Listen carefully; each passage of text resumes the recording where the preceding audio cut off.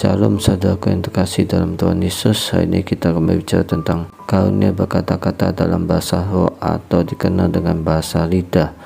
Adalah salah satu dari 9 karunia Roh Kudus menurut 1 Korintus 12 ayat 10.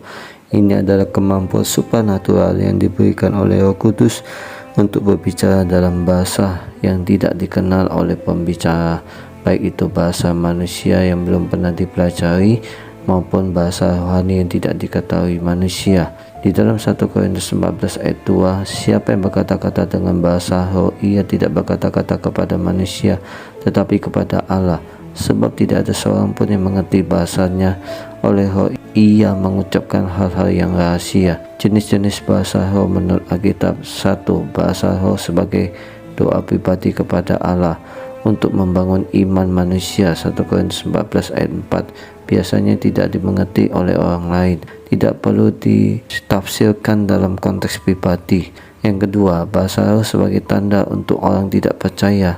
Dalam Kisah Rasul pasal 2, saat murid-murid berbicara dalam bahasa-bahasa asing yang dimengerti oleh orang dari berbagai bangsa, ini bisa menjadi tanda mujizat yang membawa orang kepada Kristus. Bahasa roh dalam pertemuan jemaat atau publik harus disertai dengan karunia menafsirkan bahasa roh agar jemaat dibangun. 1 Korintus 14 ayat 27-28. Jika tidak ada penafsir, lebih baik disampaikan dalam doa pribadi.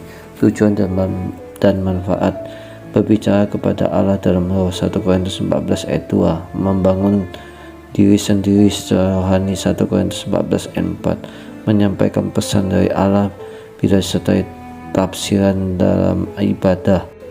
Tanda supranatural akan kehadiran Roh Kudus.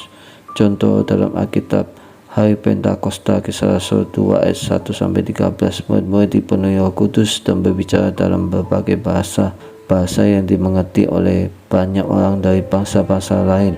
Cornelius dan keluarganya, Kisah Rasul 10 ayat 44-46. Ketika mereka menerima Roh Kudus, mereka langsung berbicara dalam bahasa roh. Jemaat di Efesus, Kisah Rasul 19 ayat 6. Setelah Paulus menumpangkan tangan, mereka mulai berbahasa roh dan bernubuat.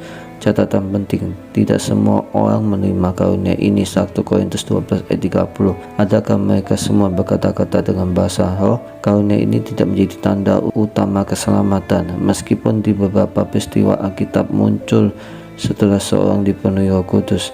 Harus digunakan dengan kasih dan ketertiban dalam ibadah. 1 Korintus 13-14. Terima kasih, Tuhan Yesus memberkati.